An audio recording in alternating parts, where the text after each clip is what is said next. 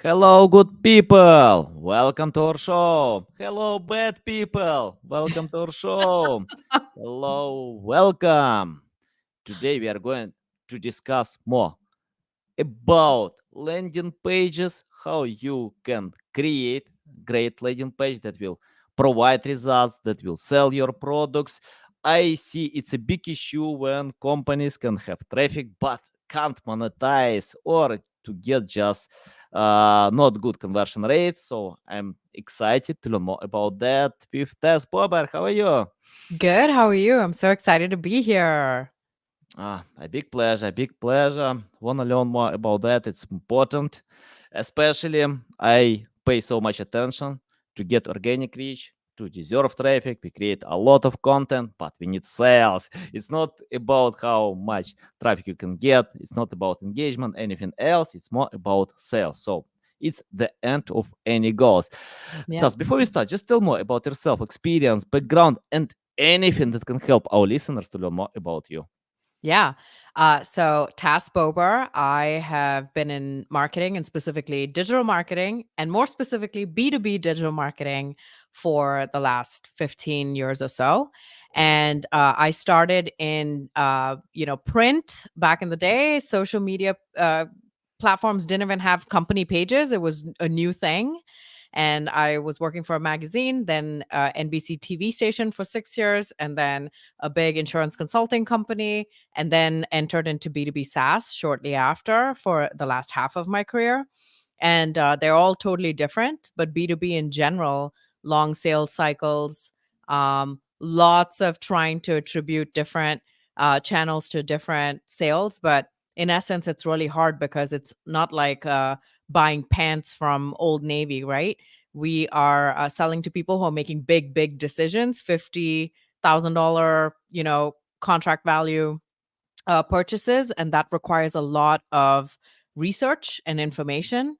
And one thing B2B is very, very good about is about hiding information.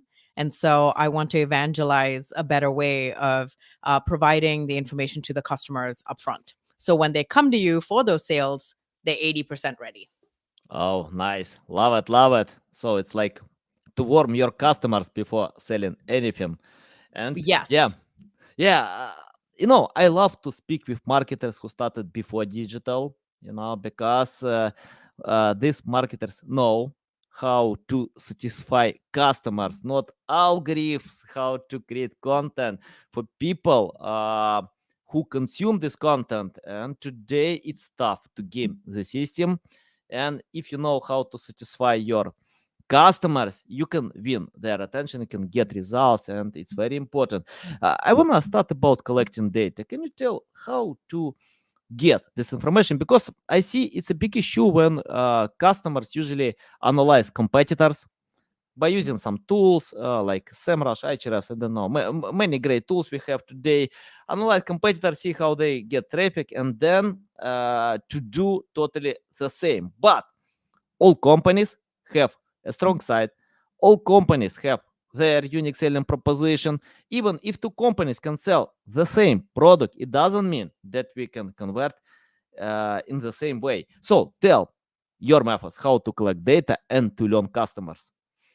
Yeah, I think one of the things that now, especially with the onset of AI, it's easy to produce a huge volume of content that's more top of funnel and educational, right? So if you look at Loom, I love using Loom as an example. So Loom does like video capture, screen capture with video that you can send and eliminates meetings, right? So even the way I describe their product is based on a capability and feature.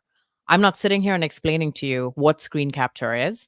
Anyone can go into Google right now, go to Chat GPT, whatever, and get an idea of what that is. And before, or really right now, the current way to do it is B2B companies are on their blog, they're saying, what is video screen capture, right?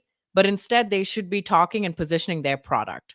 So I'll give you an example of competitors, right? So Vidyard and Loom are two competitors, and they have done the competitive comparison correctly, which is they both talk about each other, but they talk about each other in a positive light. And they're saying, Loom says, Vidyard is great if you're in an enterprise team, you have the budget, you want a full scale video production platform, Vidyard is amazing. And they have our feature too. If you're a smaller team and you just want to eliminate meetings, we're the right ones for you. So they're not crapping on their competitors. They are not, um, putting anybody in a bad light. They're being very real about the differentiator and they're talking about it in terms of the product. And I think that's where companies can win, is being very specific about what they offer and what they allow customers to do. The problem is all of B2B, regardless of what company and what category, they're all sounding the same right now. All in one platform, seamless integrations. We're going to revolutionize the way you work, right? What does that mean to the customer? It means nothing.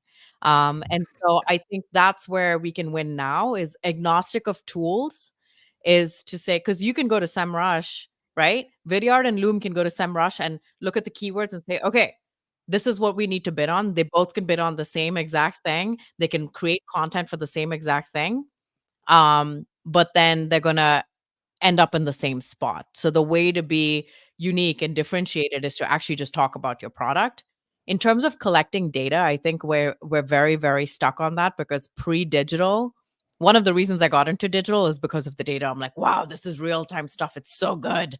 I want more of this. It's like a drug, right? But then what ended up happening is, where we are overemphasizing on the data. So now it's becoming an attribution problem, right?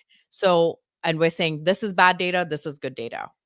But if you just look at what the customer does, especially for B2B, that's long form, lots of content, and you want them to consume information, there are a few things you can do. One, outside of the CTA's demos pipeline, you have to see how much of the information on the page they're consuming. So heat map data is super important. If they're leaving, oh, are you still there?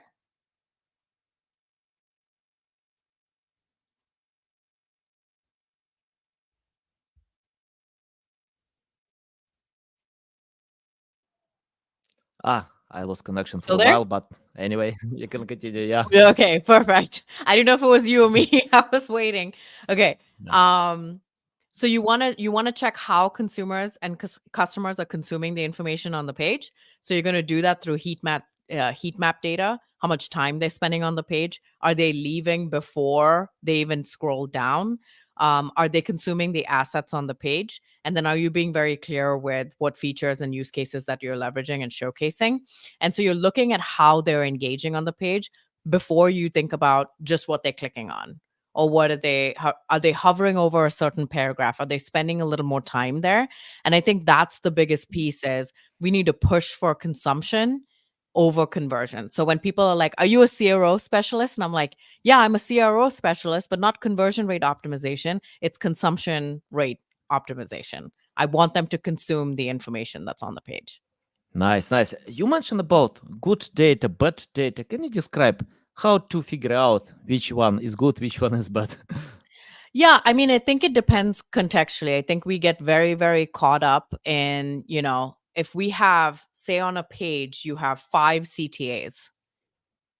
Now you have one person who's trying to make a decision on what button to click. You've given them too many things. So what happens is, if you send 100 people to the page and they all go off in different directions, you don't have enough data to say that one CTA is working better than the other, right? And so at that point, I always say, make it a very, very focused experience, because you're just ruining it for yourself if you're driving too many channels to a landing page. If you're driving too many CTAs out of the landing page, you're giving them too much information, and more than likely they're going to be overwhelmed. So I see the one statistic I talk about a lot: 44% of B2B paid ads go to the homepage. And the homepage is the worst place to send them Yeah, to, because of it course. is the place that is least clear about what you do as a company and what they can be offered. So it's like flushing money down the line. So now when we look at data, I think the biggest thing is there's no good or bad. Like vanity, people are like, vanity metrics, impressions and clicks don't matter. It only matters how much pipeline and revenue. Yes, but every single data point is an indicator of something else happening. For example, you get a lot of impressions, you don't get a lot of clicks. What does that tell you? That tells you that your message is not resonating. You're getting people to look at it, but they're not clicking because your ad copy is shit, to be honest. And then, Yeah. but if you have a lot of clicks, but not a lot of conversions. Now you're going to say, okay, there's something up with the landing page. I need to move some things around and see how I can generate more clicks or more conversions on the landing page. Same thing. You get a lot of conversions, but not a lot of qualified leads that are coming in, and sales is complaining.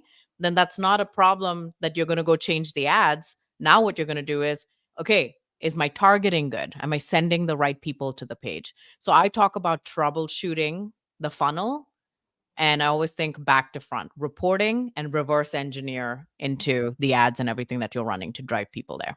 Yeah, love it, valuable. I usually start to learn products before learning customers, and it's interesting. Remember, once I got good payment to analyze online games, and what I did, I played a few days on these games, and when my son caught me, he, he asked what's going on. You told me that you always read books, but you are playing games. What's going on? And I replied to him, I got payment 16K, to play these games, to analyze how I can help these games. And he replied to me, what? 16K? Nobody pays me. I play all my life. I have much better experience. Tell them to pay me, because I, Mm-hmm. I can provide much better results. I'm pretty sure he can explain more, but yeah, I got for my consultancy service. I just want to ask your methods, how to learn uh, products. Because Mm-hmm. if I don't try products, for me it's tough to understand customers, and that was tricky about these online games, because if you check the average data, youngsters usually play online games, Mm-hmm. but on these games, card games, are only old people plus Yeah. 60 years. So I didn't Like know my about that. parents. Yeah. Yeah. So tell your methods how to learn products before creating marketing message. Yeah. So I do this a couple of ways. It depends on the type of company. So some clients, I actually have direct access to the tool, right? Because I might be the ICP that they're going after. So for example, if I was working with Loom, I'm already using the product. I know what to use. I know what the primary use cases are. So I have some knowledge that I can bring because I've leveraged the product. I'm working now with a screen capture tool. I can't say the name, but I'm working with a screen capture tool, and I was actually using their competitor. Yeah. So when I met with them, I told them, I'm like, I don't use your tool. I use your competitor tool. And so I signed up for a free trial of their tool, and I used it for 30 days. And now I can tell the difference between the screen capture tool I have and the screen capture tool that I'll be working on. So when I have access to the product, I will 100% dive in and try to learn about it and think about the use cases for me. So that's one area if I have access to the product. Now, for more like larger products, like something like Salesforce, where it's like I'm not the ICP, but I need to learn about it. What I do with my clients now is I have a 3-step process before we go in and start creating landing pages for them. The first step is a 60 to 75-minute call where I sit with them and I ask them very pointed questions about their product. So the pain points, use cases, the features, capabilities, customer testimonials, who their best fit customers are, the sales process, and just grabbing benchmarks of where they are today. And a lot of times they'll say, oh, okay. I'm just gonna give you all my competitive messaging. I'm gonna send you a bunch of slides and I'll send you a sales page. I'm like, I don't want any of your materials. I want you to spend time with me for 60 minutes on this call and talk to me about your product as if I'm hearing about it for the first time. Because if you can't sell me on this call, I can't sell your product on the landing page. I want to know that you know your product and you're able to explain it to me in layman's terms before I'm out there promoting your product for you. And so that always is a helpful starting point because they have to prepare and they come in and they're ready to talk to me, just organic conversations, not an interrogation. It's like how you and I are talking. And it's just very like, tell me about the product. I ask follow up questions. I get an understanding. It's recorded and I document everything in this dashboard. I have like a little Notion doc where I keep all my clients, and then they have all their customer research, ICP research, sales process all in one place. And what happens is that research that we've documented from that 60-minute conversation serves like the Bible for their other consultants, their in-house team. So this is where everybody can be aligned. And that call itself, if they decide after the 60 minutes they don't want to work with me, cool, they already have something valuable that they've gotten from that, which is being able to talk about the product very directly, very clearly, not in marketing speak. They're just talking one-on-one with somebody. And so that's been super helpful. And that's how I gain an understanding of a product who I may not have access to. And then also getting to test the marketing team to see how much they know about their own product. Yeah, nice, Mhm. awesome. Uh, let's talk about simplicity. I think you shared a little bit that customers can land to your page and don't know what to click, confused. And I see it's a big issue when companies are trying to add all benefits. And Mhm. if you have a lot of them, yeah, people don't know what to how to behave on this page. So tell about choosing priorities. I mean, like, or most important data that we need to share for different customers. Yeah, I think from the landing, I have 6 core landing page frameworks. And essentially, we leverage those frameworks. So I can tell you what they are. One is the primary offer. So, in essence, this would be why you exist, why you built what you built, and for who, who's the ICP, what are their pain points. And in essence, this serves as a framework that's like on the paid side, but you can use it as like a sandbox to test messaging. And you can take that information and put it on your homepage. So it's supposed to translate to the homepage. Now, I also have 5 others. So one is about the product specifically, where you're making the product the star of the show.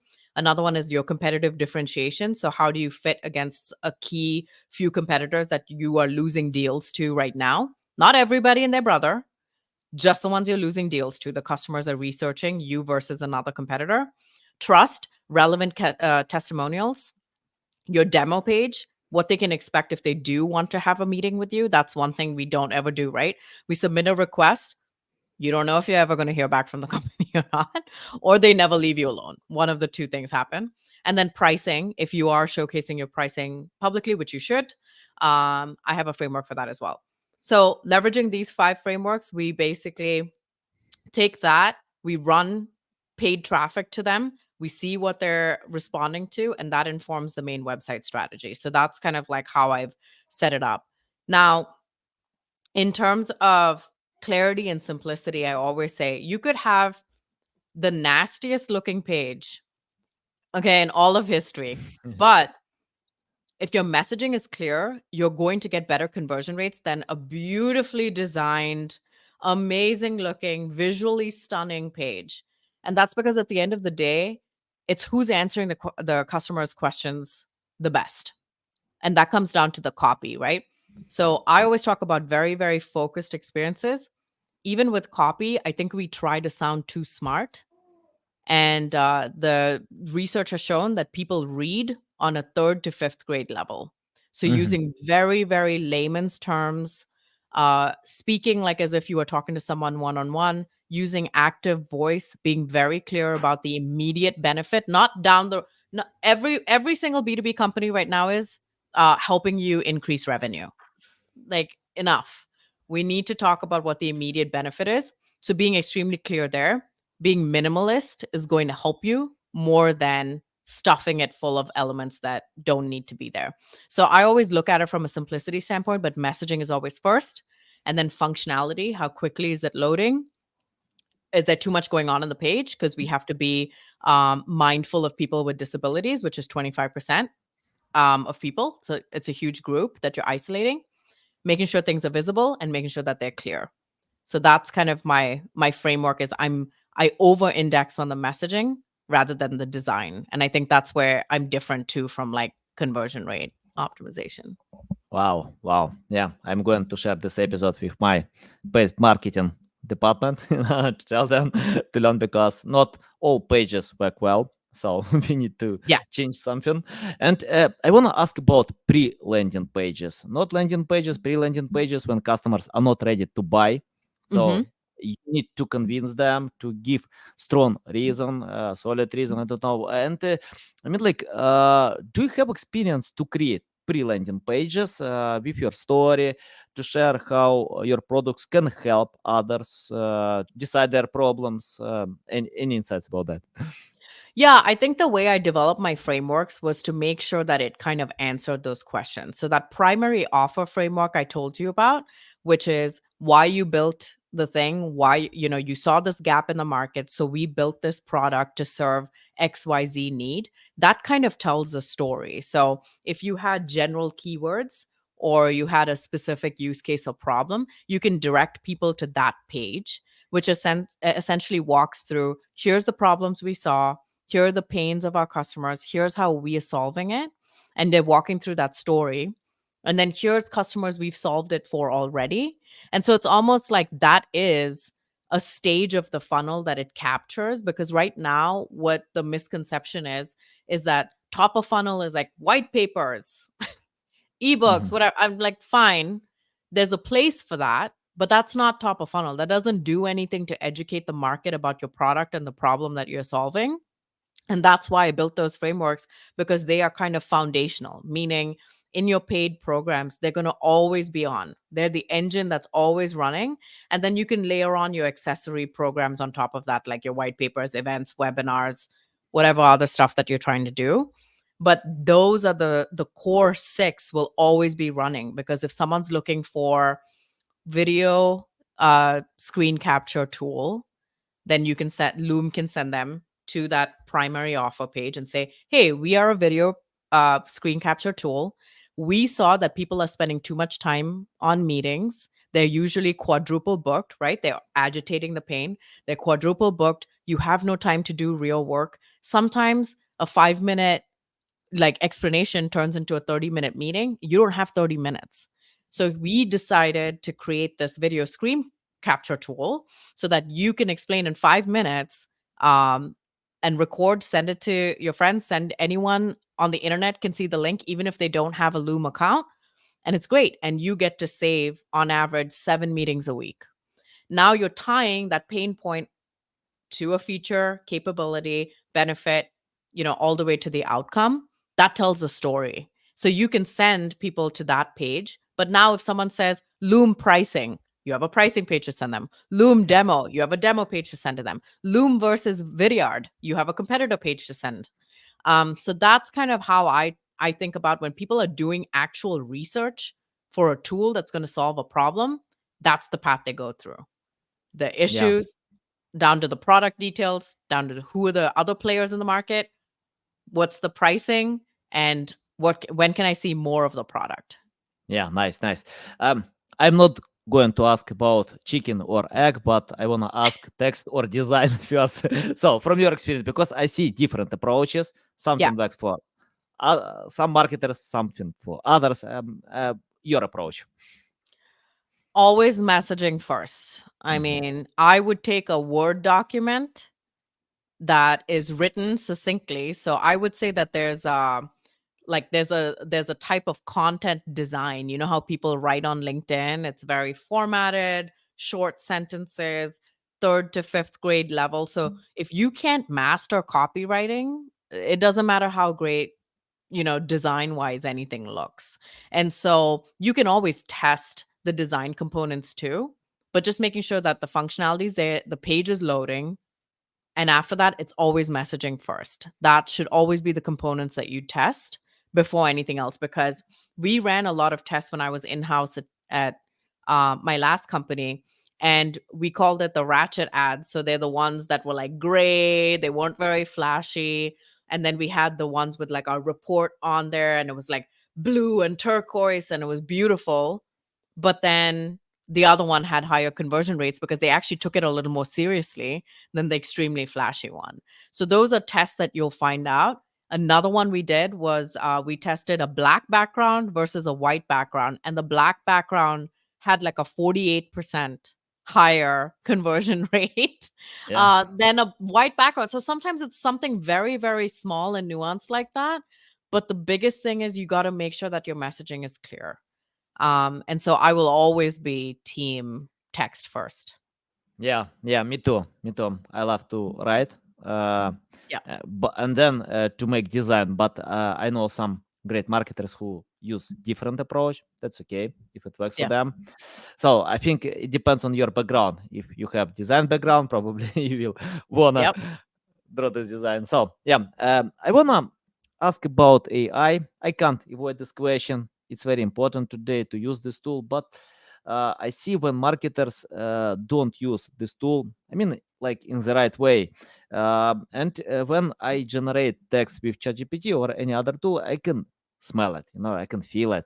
Unlock, I don't know, and similar words. Can you tell how to use in the right way? Because I see when marketers often generate headlines, subheadings, other tags, but it doesn't look real. It's like artificial. So, any tips about that? Yeah, totally. So, one of the best analogies I saw about AI when it all first started coming up, right, is that people typically leverage it like a search bar when it's Yeah. not. You have to think of it as an intern. And much like the landing pages, the biggest thing that you can do to make ChatGPT or AI work for you is to give it as much context as possible. So, one of the things when AI first started, I was like, okay, I got to learn how to use this and see if I can improve any of my processes with this. So, I took a big master class on it, which gave me a huge understanding of it. But the way I leverage it is this: I always have a standard format when I'm putting in prompts, which is, who am I trying to be? Right. So I am a B2B marketing consultant with X amount of experience. So that tells ChatGPT you want something that's a little more advanced or a little more junior, right? Simplified. I'm trying to explain this product to X ICP, who's the head of marketing at these revenue size companies. And I want a headline talking about leading with the capabilities of the product, right? So that's my ask. And now I'm saying, here's an example of pain points, benefits, features, and capabilities, right? From the product. So you're giving it more information and say, write me 3 headlines that I can test over the next 4 weeks related to a pain point, benefit, capability. And now it's going to give you a little more information. The other mistake I see people making is they copy the things verbatim that ChatGPT gives you and just post it wherever, right? So that's where you can smell it because it looks exactly the same. If you leverage it like an intern who's giving you a starting point and saying, I've never thought about it that way, that's a good way to write it. And then you intervene and you edit and make it work for you. It maybe does like, I've heard of people doing the keyword research, but maybe you'll kill some of the keywords that it provides you. It still needs a lot of human intervention. So you need to use it as an assistant and not as the thinker. And I think that's where people are getting tripped up. And so for me, when I help my clients create a testing roadmap for all their pages, that's what I do. So I'm like, here's that information from some of the customer research portion that we did before in that 60-minute call. I give ChatGPT that information and I'm like, write me a few headlines that my client can test. So now when I deliver the wireframe, I'll say, hey, here's the starting headline.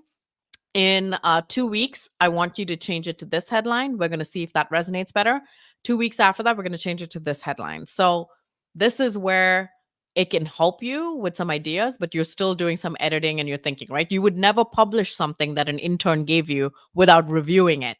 Same thing with anything that ChatGPT does. You got to refine, you got to give it feedback so it can learn better and give you the kind of output that you want it to give you. Yeah, nice, love it, love it. I wanna ask about mistakes. In my life, I made a lot of mistakes. I keep doing them. It's part of the process. But Yeah. paid marketing, it costs a lot, and I know companies that lost 500K to get 0 leads. Hmm. Nothing. So they wasted $500,000. It's a lot. And can you tell how to avoid such mistakes, to lose a lot of money? And I know it's part of the process to test. We need to lose money. That's okay. But how to minimize the risk of losing a lot of money?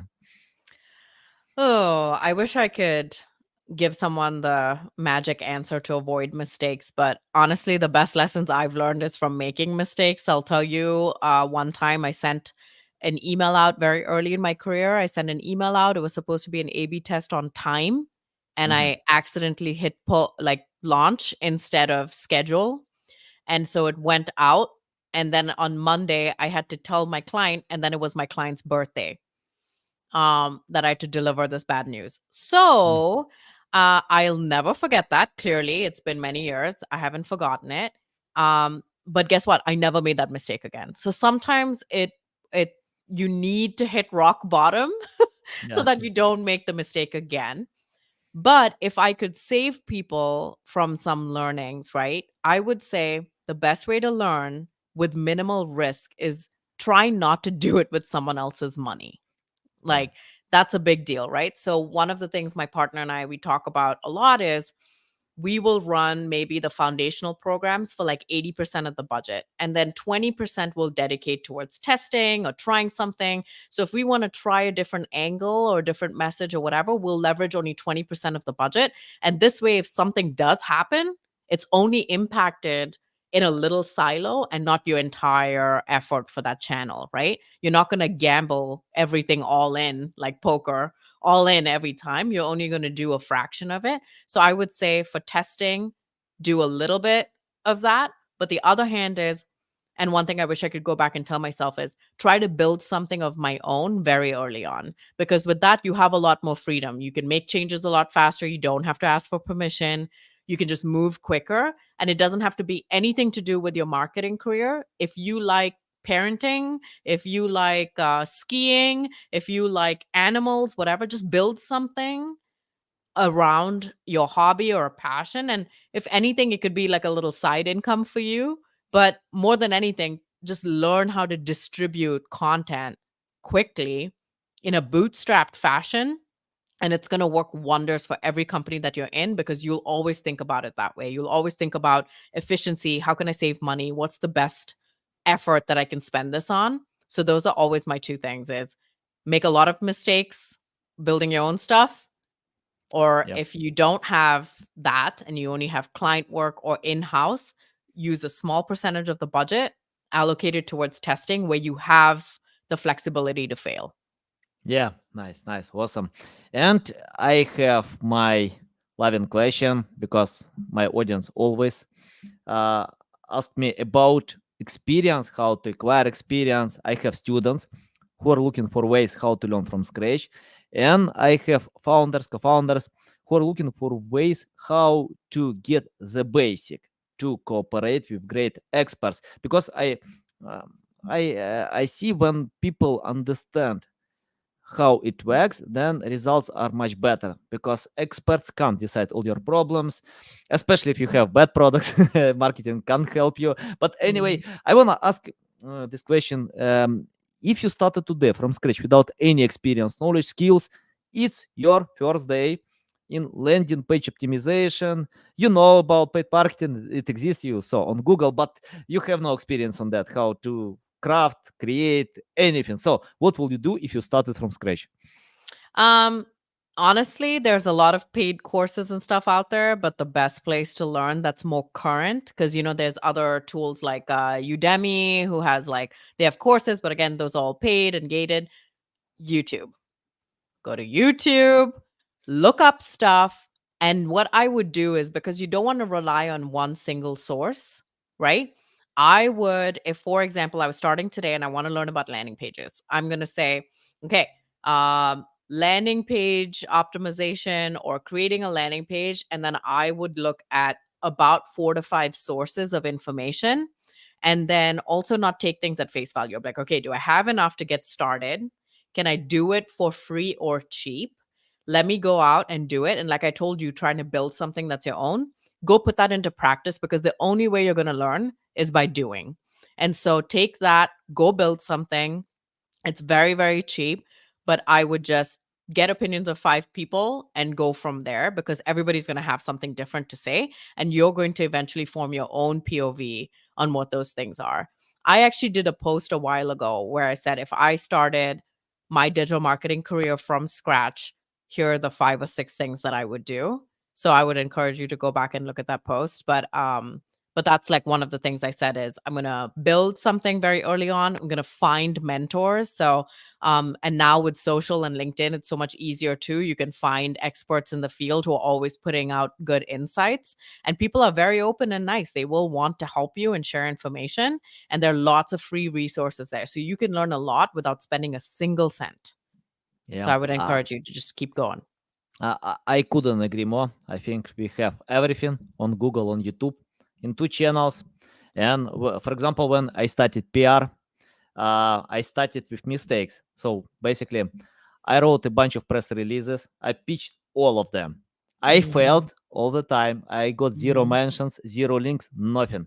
Then I followed Ferry Kazoni, other great experts.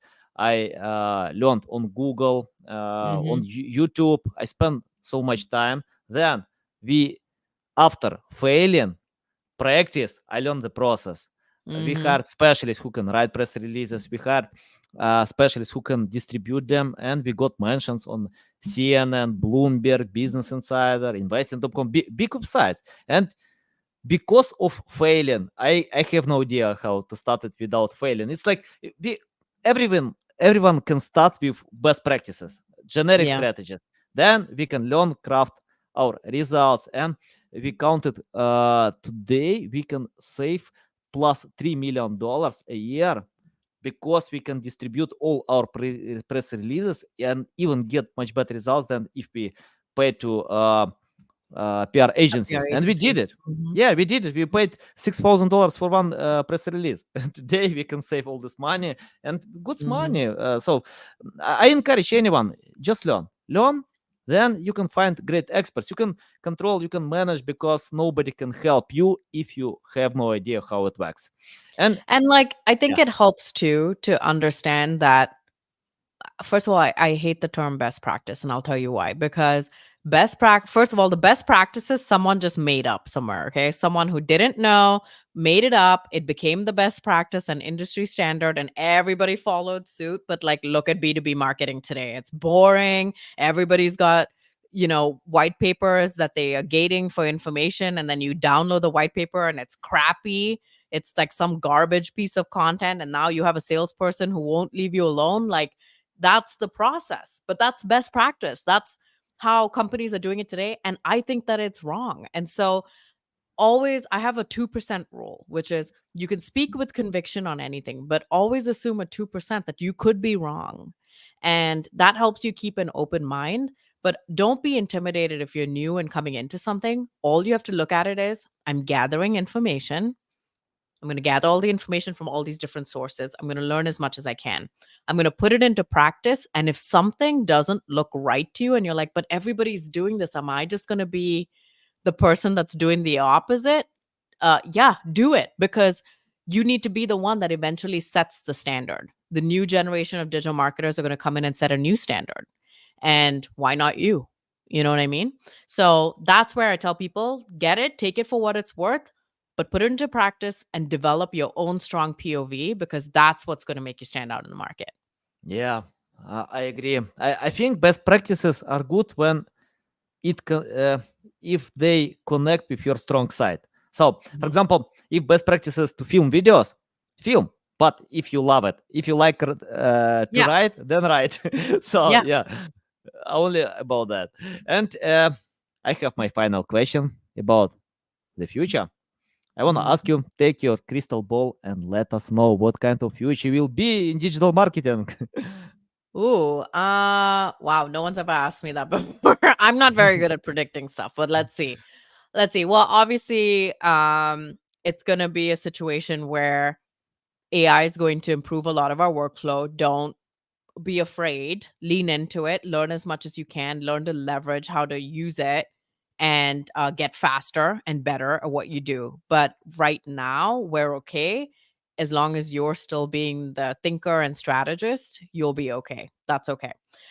So that's kind of one thing. I'm hoping that in B2B digital marketing, it's less of a prediction, and hopefully with evangelizing the better way, that we'll see better websites, more clear copy, and more paid distribution that is, heavier on information and consumption than just trying to drive conversions. I mean, if you, I love using Old Navy as an example, but imagine if you went to Old Navy's website, you were searching for pants, and Old Navy takes you to their homepage where they have all their products. Wouldn't you be annoyed? You were like, I was kind of looking at the pants section. You could at least take me to the pants Yeah. section, right? So let's think about the experience there. Now, say that they do take you to the pants section, but they don't show you anything about the product. They just say, hey, I promise you, your legs are going to be super warm. They don't tell Yeah. you what it is. They don't tell you whether it's pants, skirts, dress, Yeah. whatever. It's going to be warm. Trust us. And then they just had a form that was up there that said, enter your payment information. Yeah. Nice. That is literally how B2B is set up today. Yeah. You remind me Apple when Steve Jobs introduced I not AirPod, iPod, yeah. Mhm, mhm. And he didn't say that you have 10 gigabyte in your pocket. He said you have 10,000 songs in your pocket. So you Mhm. mentioned like this: if you wanna warm your legs, you need to use this pens. Yeah, a great example. You But they need. don't, but then Mhm. I think that and it was great for him. He piqued a lot of interest there. I think it's harder with B2B because we're saying, "We promise you you'll increase revenue." And you're like, "Well, what is this a project management tool? Is this a screen recording tool? Yeah, What is it?" No, just trust us.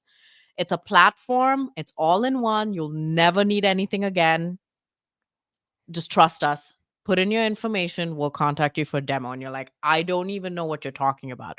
And the thing with Steve Jobs is he said you'll have 10,000 in your pocket. But in the same speech, he said that introducing the iPod, it's small, it feeds. So he did go into yeah, the features later. And I think that's the biggest piece that's missing is we only talk about the outcome. So for me, I'm hoping that B2B changes. We go back to talking about the product more in a tactful way, and then we make the customers the center of our stuff. And hopefully, with a lot of my evangelizing, it'll start moving in that direction. yeah. Nice, nice. Tas, it's a big pleasure to get on my show to learn from you. I love this experience. So valuable, fun. By the way, the last time people started to ask me about your daily routine or Uh your huh. schedule daily. So if you can share Oh, just few insights, will be great. yeah. I have two children under the age of 5. So my daughter's 4.5 and my son is a year and a half. So if anybody who has children that young, I don't have a lot of time. Yeah. So I wake up usually somewhere between 5 and 5:30 most mornings, and I work out. And during that time, I typically listen to either a podcast or an audiobook. And I actually have two notebooks, one to track all my workouts and the other one to track all my ideas and learnings. And so I capture a lot of content ideas from those, or I capture my learnings because I have an awful memory. So I have to write everything down. I'm with my children and then I sit down, I work. Right now, I only work 3 days a week. Don't Mhm. tell anybody. Yeah. Tuesdays, Wednesdays, and Thursdays are kind of my work days, and the rest of the time, I'm very heavy emphasis on my family, which is how I wanted to set up my life. And I do a lot of podcasts and talks like this. I work on landing page optimizations and foundational frameworks for my clients during the other times. And then in the evening, it's dinner. And once the kids go to sleep, actually, my best writing time is at night. It's like Wow. 8 o'clock. I'll look through that idea doc and I'm like, okay. And then I write stuff. I love to create visuals. So I do that for LinkedIn. I share a lot of visuals. So please follow me. And I talk a lot about landing page tips and teardowns and educational content. So you can find all of that there. Um, and and then yeah, I go to bed at 10 because I have to wake up at 5. So Yeah. that's just how my world goes. It's just like a lot of business and family. But yeah. I love it. Yeah, you have great balance between family, between Yeah. job. So yeah, nice, nice. Love it, love it, guys. You can find links to LinkedIn account. Yeah, tell the best way how to follow you. Yeah, I do have a website which is Hmm. delphiniumsolutions.com, but the best place to find me, to talk to me, send me a message if you've watched this live stream or heard this podcast or whatever, and I'm happy to respond to you. But the best way is on LinkedIn. You can find me Tas Bober, TAS, last name Bober, and I share a lot of stuff. So hopefully you can come and learn a ton with me. and hopefully Na- change a little bit of B2B marketing.